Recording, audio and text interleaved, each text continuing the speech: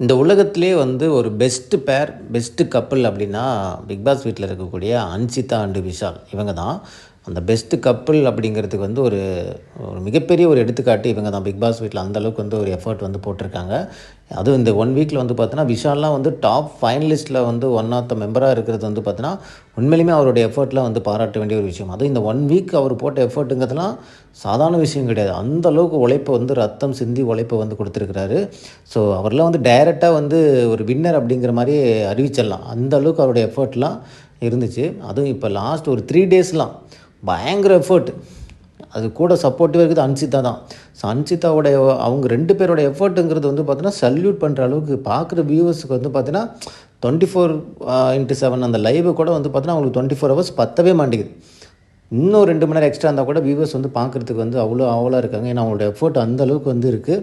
So அவ்வளோ சந்தோஷமா இருக்குது. இவங்களுடைய ஜோடி கப்புள் இவங்களுடைய சந்தோஷமா இருக்கிற தருணங்கள். அதுவும் ஜெஃப்ரி, சத்யா இவங்க கேங்கெல்லாம் பார்க்கும்போது அவ்வளோ சந்தோஷமா மனசுக்குள்ள அவ்வளோ ஹேப்பினஸ்ஸா இருக்குது.